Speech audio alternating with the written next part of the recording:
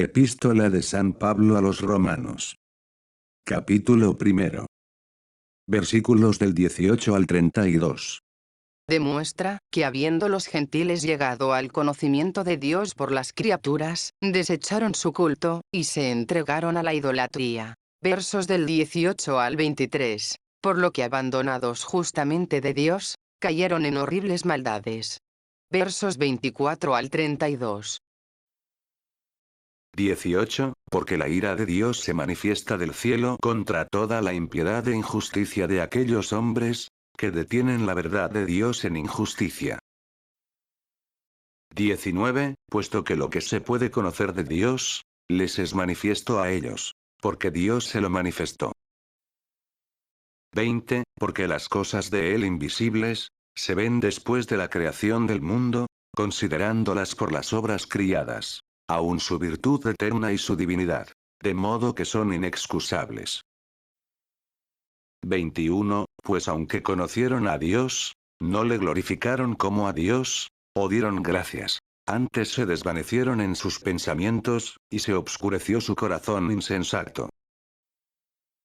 22. Porque teniéndose ellos por sabios, se hicieron necios.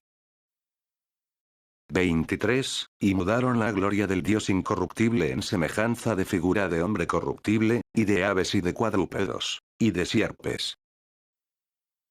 24. Por lo cual los entregó Dios a los deseos de su corazón, a la inmundicia, de modo que deshonraron sus cuerpos en sí mismos. 25. Los cuales mudaron la verdad de Dios en la mentira, y adoraron y sirvieron a la criatura, antes que al Criador, el cual es bendito por los siglos. Amén. 26. Por esto los entregó Dios a pasiones ignominiosas. Porque sus mujeres mudaron el natural uso, en otro uso que es contrario. 27. Y asimismo los hombres dejaron el natural uso de las mujeres, y ardieron en sus deseos mutuamente, haciendo unos con otros cosas nefandas, y recibiendo en sí mismos la paga que era debida a su pecado. 28. Y como no dieron pruebas de que conociesen a Dios, así los entregó Dios a un réprobo sentido, para que hiciesen cosas que no convienen. 29. Llenos de toda iniquidad, de malicia, de fornicación, de avaricia, de maldad, llenos de envidia, de homicidios, de contiendas, de engaño, de malignidad, chismosos. 30. Murmuradores, aborrecidos de Dios, injuriadores, soberbios, altivos, inventores de males, desobedientes a sus padres. 31. Necios, inmodestos, malévolos, sin fe, sin misericordia. 32. Los que habiendo conocido la justicia de Dios, no entendieron, que los que tales cosas hacen, son dignos de muerte. Y no tan solamente los que estas cosas hacen, sino también los que consienten a los que las hacen. Comentarios. 18. Porque la ira de Dios se manifiesta del cielo. 1. Este versículo es una confirmación del precedente, como si dijera, la prueba evidente de que la justicia de la fe es necesaria absolutamente para conseguir la salud, es que todos los que se hallan fuera de esta justicia son el objeto de la cólera de Dios, que por esta razón los ha abandonado a seguir los deseos de su corazón, y a que cometan todo género de injusticias y de impiedades. Contra toda la impiedad e injusticia de aquellos hombres. 2. Que no han recibido la gracia del Evangelio, y que no han sido justificados por la justicia de la fe. Que detienen la verdad de Dios en injusticia. 3. Habla aquí San Pablo, y en todo lo restante de este capítulo, de los gentiles e idólatras, y principalmente de sus filósofos, y hace ver que estos hombres, aunque alumbrados de las luces de la razón, o no conocieron al verdadero Dios como debían, o no les sirvieron según las luces que tenían, o callaron la verdad que conocían. San Agustín, La ciudad de Dios, libro 6, capítulo 10. 19. Puesto que lo que se puede conocer de Dios, 1. Naturalmente. les es manifiesto a ellos, porque Dios se los manifestó. 2. En la interior luz que Dios les dio en su corazón. 20. Porque las cosas de Él invisibles, 1. Su bondad, su sabiduría, su justicia, que son Dios mismo, y que no son diferentes entre sí, sino por nuestro modo de concebir entendidas por las obras criadas, esto es, por las cosas que fueron hechas desde el principio del mundo, se hacen tan claras como las cosas que se ven o como si se viesen. Se ven después de la creación del mundo, considerándolas por las obras criadas, aún su virtud eterna y su divinidad, de modo que son inexcusables. 2. Y así estos hombres son inexcusables, porque todas las criaturas les están diciendo que hay un Dios, a quien deben el ser, el movimiento y la vida. Otros juntan estas palabras con el versículo siguiente, y así son inexcusables, porque habiendo conocido a Dios. 21. Pues aunque conocieron a Dios, no le glorificaron como a Dios. 1. Como el único objeto de su amor y de su cariño. O dieron gracias. 2. Antes se desvanecieron en sus pensamientos, y se obscureció su corazón insensato. 2. Y en vez de darle gracias, reconociéndole por autor de todos los bienes, los atribuyen al acaso, a la fortuna, a sí mismos, a su propia virtud y prudencia. De donde discurriendo vana e inútilmente de la divinidad, dieron lugar en su ánimo, vacío de la verdadera sabiduría, a 1000 opiniones falsas, y a infinitos errores muy groseros acerca de la naturaleza de Dios, y del culto que le es debido. Y creyendo que eran los sabios, y que todos se lo sabían, esta misma soberbia y vanidad los precipitó en la más deplorable ceguedad, y en una ignorancia tan grande, que trasladaron a las criaturas más viles el culto que solamente se debe a Dios.